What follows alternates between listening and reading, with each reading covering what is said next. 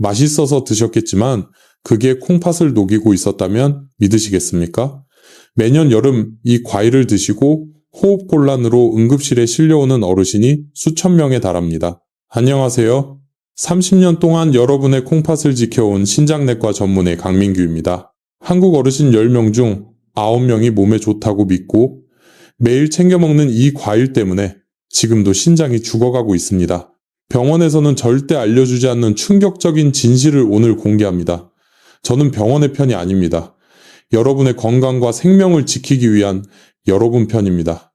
오늘 영상을 끝까지 보시면 콩팥을 녹이는 최악의 과일 4가지와 죽어가는 신장을 되살릴 기적의 과일 4가지를 정확히 알게 되실 겁니다. 생명을 구할 수 있는 정보이니 지금 바로 구독과 좋아요 버튼을 눌러주세요. 안타깝게도 병원은 아픈 사람이 많아야 수익이 나는 구조입니다. 예방보다는 이미 병이 터진 뒤에 치료하는 것에 집중하는 것이 냉혹한 현실입니다. 투석기를 돌리고 수술을 해야 병원이 운영되기 때문입니다. 하지만 저는 여러분이 차가운 병원 침대가 아니라 따뜻한 집에서 가족들과 건강하게 오래 사시기를 진심으로 바랍니다.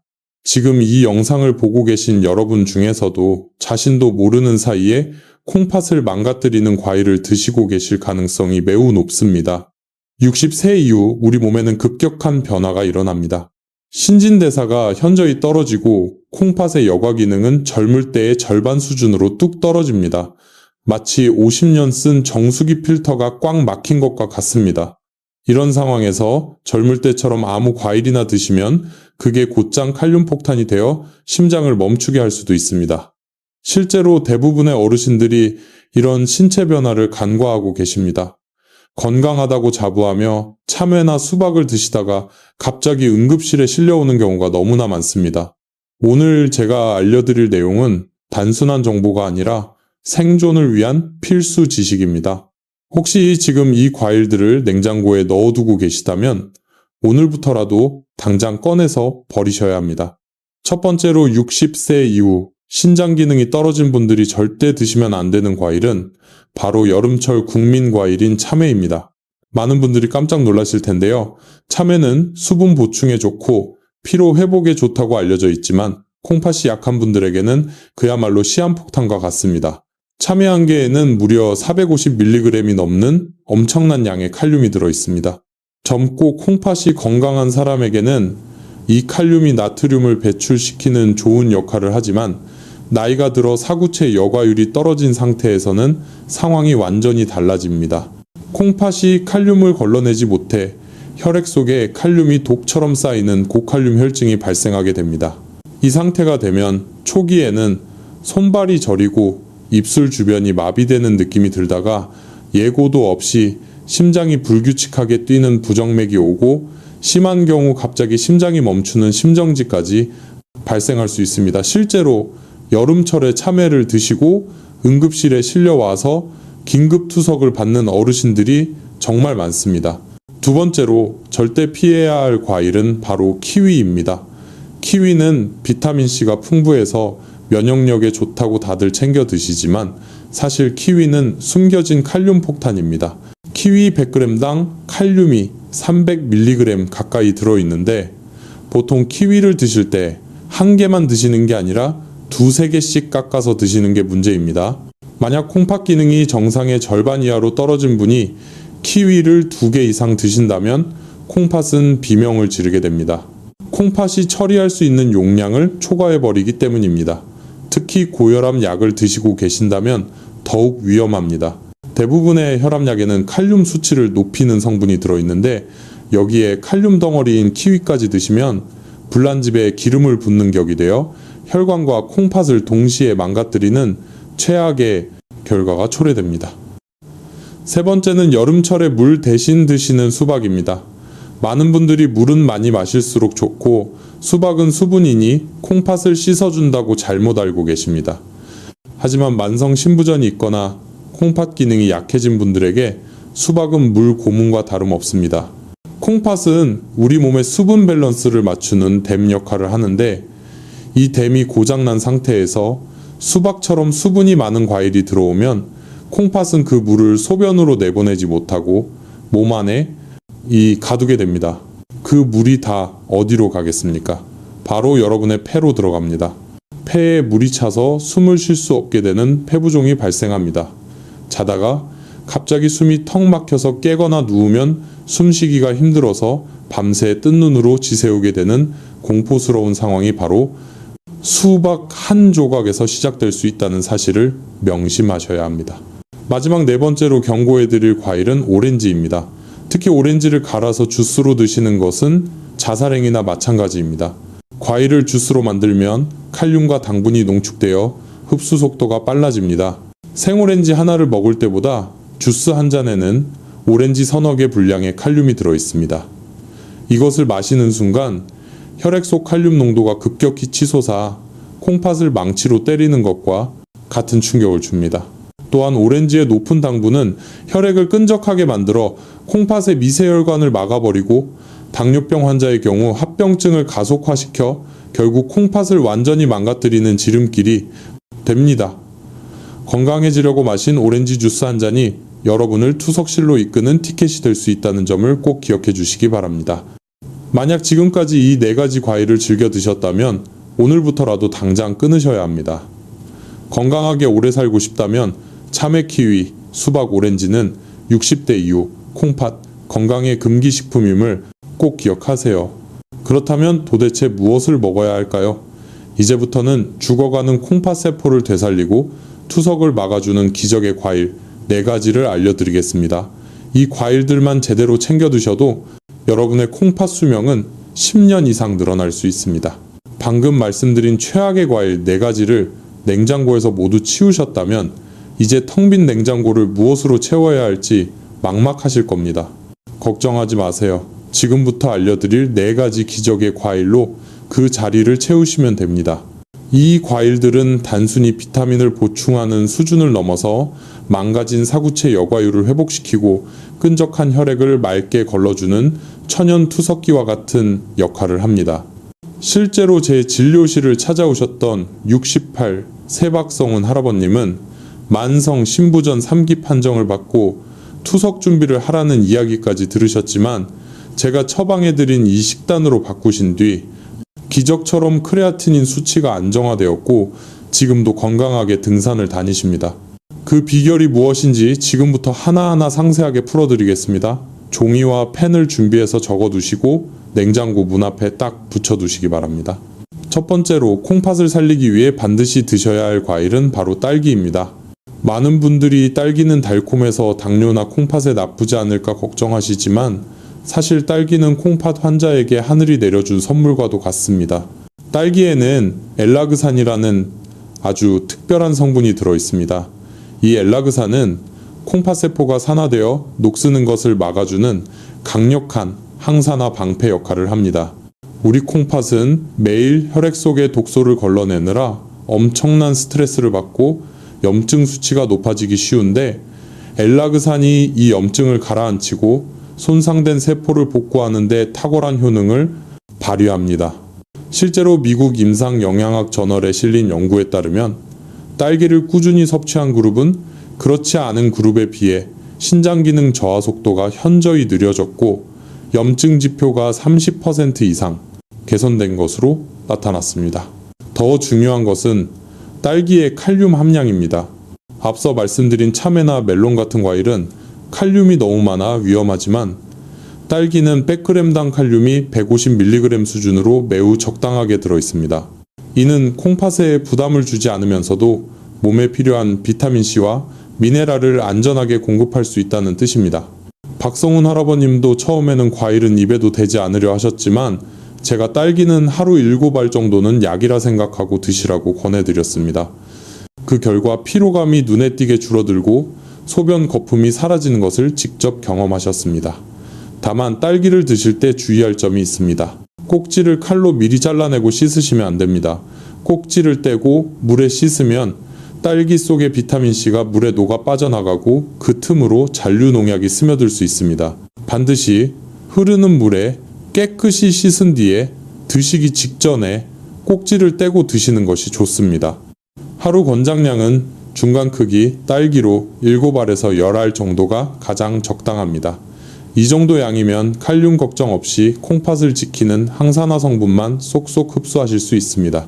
두 번째로 강력 추천하는 과일은 파인애플입니다. 혹시 고기를 드시고 나서 소화가 안 될 때 파인애플을 드셔보신 적 있으신가요? 파인애플이 콩팥에 좋은 이유가 바로 여기에 숨어 있습니다. 파인애플에는 브로멜라인이라는 천연 단백질 분해 효소가 엄청나게 풍부하게 들어 있습니다.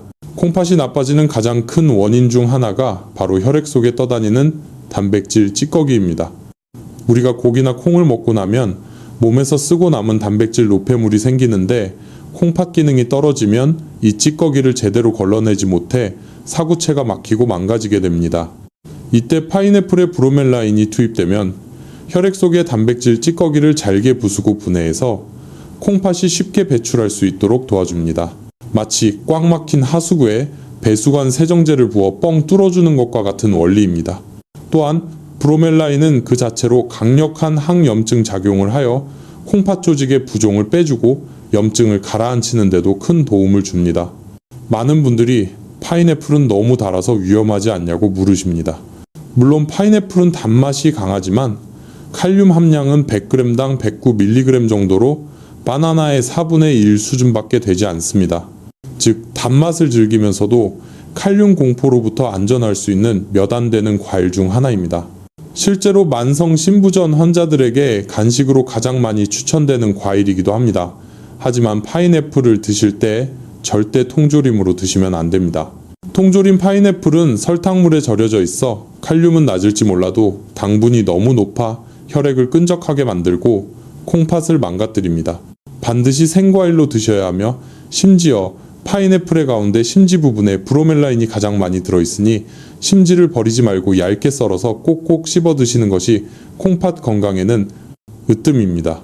하루 섭취량은 밥그릇으로 반 공기 정도 두세 쪽이 적당하며 식사 후에 디저트로 드시면 소화도 돕고 콩팥의 부담도 덜어주는 일석이조의 효과를 보실 수 있습니다.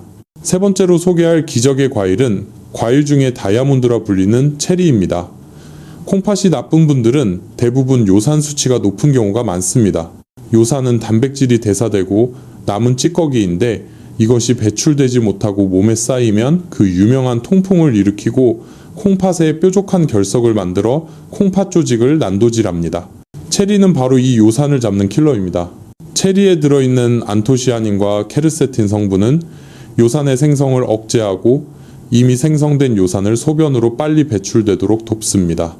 실제로 미국 보스턴 대학의 연구 결과에 따르면 체리를 꾸준히 섭취한 통풍 환자들은 통풍 발작 위험이 35%나 낮아졌다고 합니다.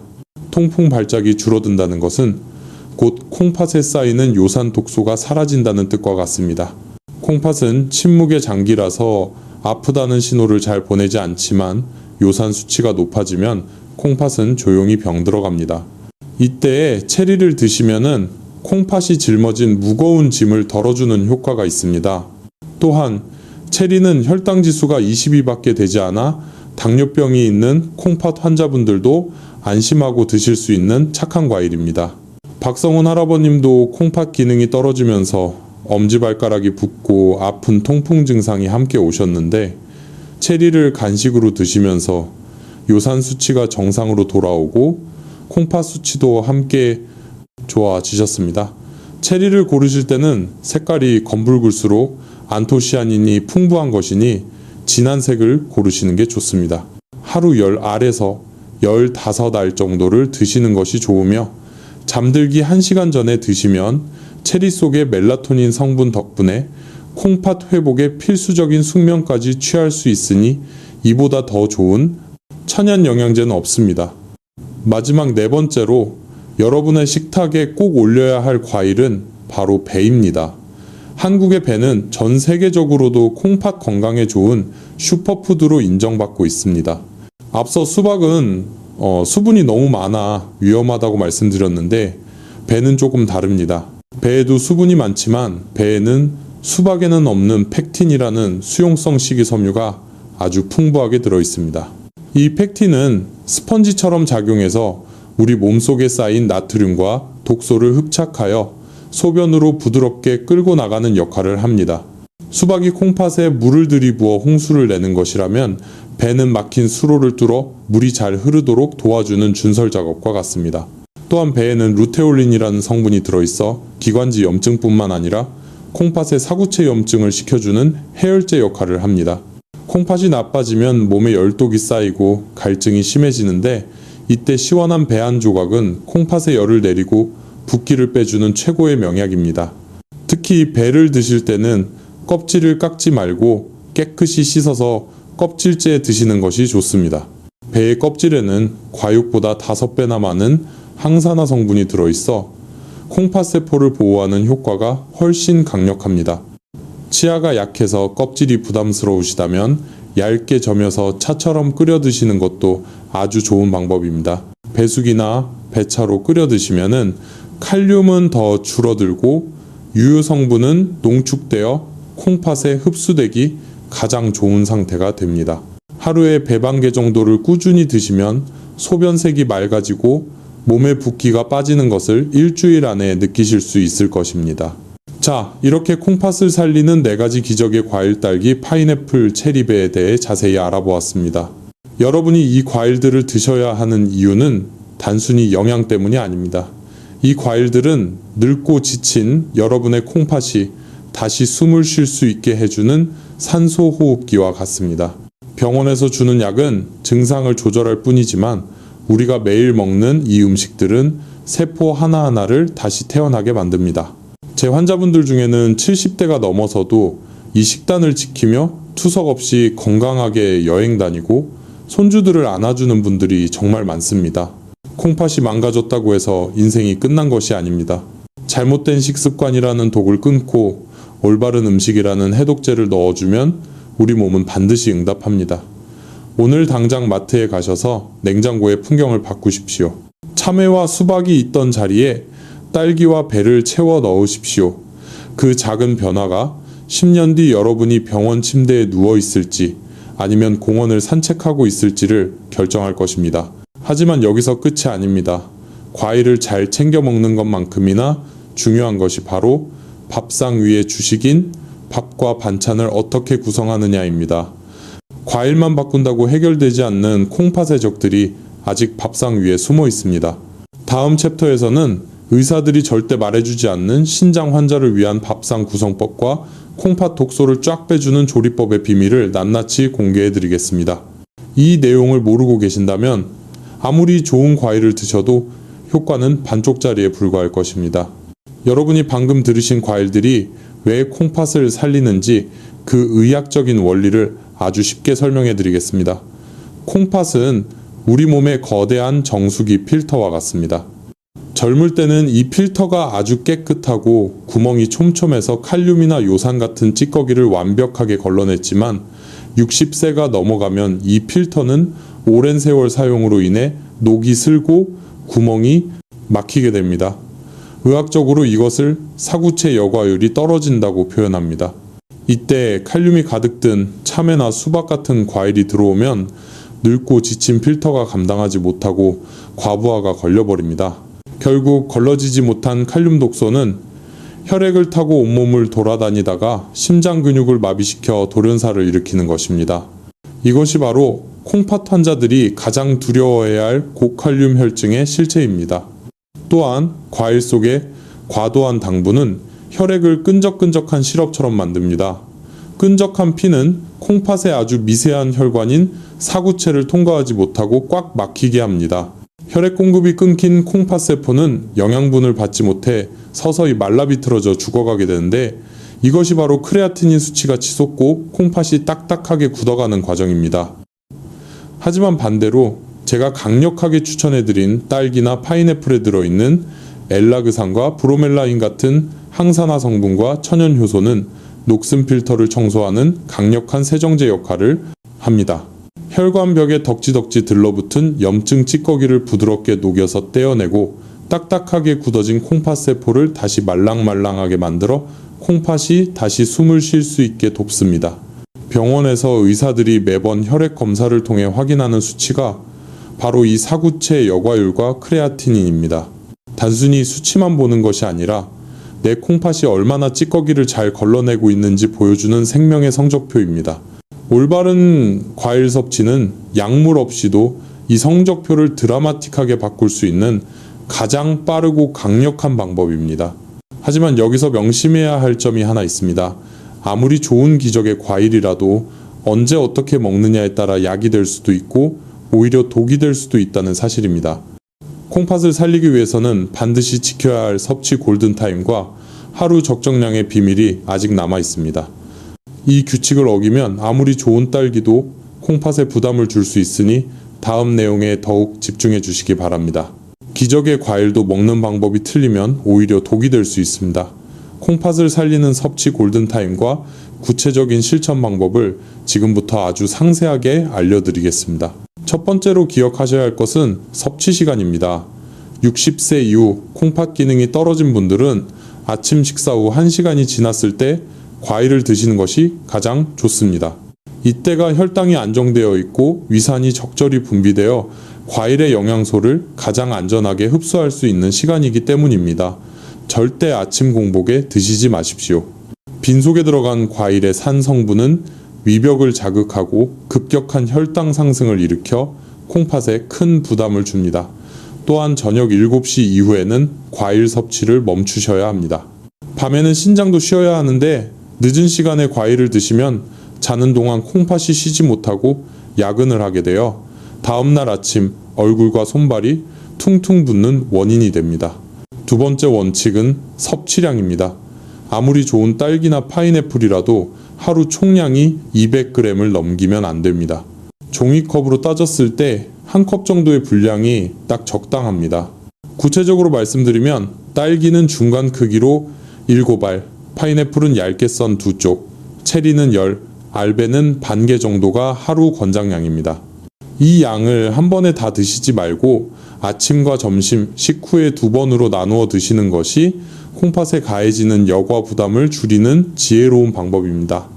세 번째는 씹는 횟수입니다.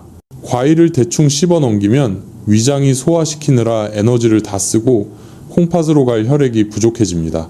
입안에서 과일이 죽이 될 때까지 최소 30번 이상 천천히 꼭꼭 씹어 드셔야 합니다. 이렇게 씹으면 침 속의 소화 효소가 과일의 영양소 분해를 도와 콩팥이 힘을 들이지 않고도 좋은 성분을 쏙쏙 빨아들일 수 있게 됩니다. 네 번째로 절대 피해야 할 음식 궁합이 있습니다. 건강을 생각해서 과일을 우유나 요거트와 함께 갈아 드시는 분들이 많은데 이것은 콩팥 환자에게 최악의 습관입니다. 과일의 유기산과 우유의 단백질이 만나면 뱃속에서 덩어리가 지고 이것이 소화불량을 일으킬 뿐만 아니라 신장결석을 만드는 원인이 될 수 있습니다. 과일은 오로지 과일 단독으로 드시거나 물과 함께 드시는 것이 가장 안전합니다. 마지막으로 약물 복용 시간과의 간격입니다. 혈압약이나 당뇨약, 고지혈증 약을 드시고 계시다면 약을 드시고 나서 최소 2시간 뒤에 과일을 드셔야 합니다. 과일 속의 특정 성분이 간의 대사 효소에 영향을 주어 약의 농도를 지나치게 높이거나 반대로 약효를 떨어뜨릴 수 있기 때문입니다. 콩팥은 약물 독성에 매우 예민한 장기이므로 이 2시간의 간격을 지키는 것이 여러분의 콩팥을 약물 부작용으로부터 지키는 생명선과도 같습니다. 이 5가지 원칙, 시간 양식기 궁합 간격만 잘 지키셔도 과일은 여러분의 콩팥을 살리는 최고의 명약이 될 것입니다. 하지만 식습관만 바꾼다고 모든 것이 해결되지는 않습니다. 실제로 제 환자분들 중에는 식단은 완벽하게 지키셨지만 이것 하나를 놓쳐서 다시 병세가 악화된 안타까운 사례가 있었습니다. 다음 챕터에서는 죽어가는 콩팥을 살린 실제 환자의 놀라운 회복 이야기와 함께 여러분이 지금 당장 확인해야 할 마지막 안전장치에 대해 말씀드리겠습니다. 앞서 잠시 언급했던 68세 박성훈 할아버님의 이야기를 좀 더 자세히 들려드리고 싶습니다. 처음 진료실에 들어오셨을 때 할아버님의 얼굴은 흑빛이었고 다리는 코끼리처럼 퉁퉁 부어 있었습니다. 대학병원에서 곧 투석을 시작해야 한다는 청천벽력 같은 소리를 듣고 지푸라기라도 잡는 심정으로 저를 찾아오신 것이었습니다. 저는 할아버님께 당장 냉장고에 있는 참외와 믹스커피를 다 버리고 제가 일러드린 딸기와 배 위주의 식단으로 바꾸라고 말씀드렸습니다. 그리고 방금 알려드린 섭취 골든타임과 약물 복용 간격을 철저하게 지키도록 당부드렸습니다. 결과는 정말 놀라웠습니다. 식단을 바꾼 지 정확히 3개월 만에 할아버님의 크레아티닌 수치가 위험 수준인 3.5에서 정상 범위 근처인 1.2까지 떨어졌습니다. 붓기가 싹 빠져서 이제는 손주를 업고 가벼운 등산도 다니십니다. 할아버님은 제 손을 잡고 선생님이 제 인생을 다시 돌려주셨습니다 라며 눈물을 흘리셨습니다. 이것은 박성훈 할아버님에게만 일어나는 기적이 아닙니다. 여러분의 몸도 올바른 연료를 넣어주면 반드시 회복할 수 있다는 살아있는 증거입니다. 하지만 마지막으로 여러분이 꼭 아셔야 할 주의사항이 하나 남아 있습니다. 이 과일들이 아무리 좋아도 내 몸 상태에 따라서는 섭취를 제한해야 하는 특별한 경우가 있기 때문입니다. 혹시라도 모를 부작용을 막기 위해 이 안전장치를 꼭 확인하시기 바랍니다. 아무리 좋은 음식도 내 몸에 맞지 않으면 독이 됩니다. 특히 만성 신부전 사기나 오기 판정을 받으셨거나 최근 혈액검사에서 칼륨 수치가 5.0 이상으로 높게 나오신 분들은 제가 말씀드린 기적의 과일조차도 섭취를 엄격하게 제한하셔야 할 수 있습니다. 콩팥이 이미 배출 능력을 완전히 상실했다면 딸기나 배에 들어있는 적은 양의 칼륨조차도 치명적인 부담이 될 수 있기 때문입니다. 또한 칼륨 수치를 높이는 성분이 들어간 특정 혈압약을 드시는 분들은 반드시 담당 주치의와 상의하신 후에 섭취량을 결정하셔야 합니다. 건강은 남이 좋다는 것을 무작정 따라하는 것이 아니라 내 몸의 소리를 듣고 내 수치에 맞춰가는 과정임을 잊지 마십시오. 만약 과일을 드시고 나서 가슴이 두근거리거나 손발이 저린 느낌이 든다면 즉시 섭취를 중단하고 병원을 찾으셔야 합니다. 안전이 무엇보다 최우선입니다. 오늘 우리는 콩팥을 녹이는 위험한 과일 4가지와 죽어가는 신장을 되살릴 기적의 과일 4가지를 모두 배웠습니다. 참외와 수박이 있던 자리를 딸기와 배로 바꾸는 그 작은 선택이 여러분의 10년 뒤 미래를 결정할 것입니다. 병원에서 늦었다고 해도 절대 포기하지 마십시오. 우리 몸은 우리가 먹는 음식으로 매일 새로 태어납니다. 오늘 당장 냉장고를 정리하는 그 용기 있는 행동 하나가 여러분을 차가운 투석실이 아닌 따뜻한 거실에서 가족들과 웃게 만들 것입니다. 혹시 주변에 콩팥 수치가 나빠져서 걱정하는 친구나 가족분이 계시다면 지금 바로 이 영상을 카카오톡으로 공유해 주세요. 여러분의 손가락 터치 한 번이 누군가의 생명을 구하는 기적의 동아줄이 될 수도 있습니다. 그리고 구독과 좋아요 버튼을 꾹 눌러주시면 앞으로도 병원에서는 절대 알려주지 않는 소중한 건강 정보를 가장 빠르게 받아보실 수 있습니다. 댓글로 오늘부터 나쁜 과일을 끊고 좋은 음식을 먹겠다는 여러분의 굳은 다짐을 남겨주세요. 제가 하나하나 읽어보고 여러분의 건강한 100세 인생을 진심으로 응원해 드리겠습니다.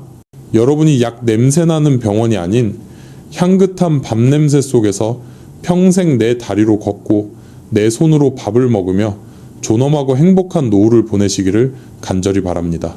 지금까지 여러분의 건강 지킴이 신장내과 전문의 강민규였습니다. 감사합니다.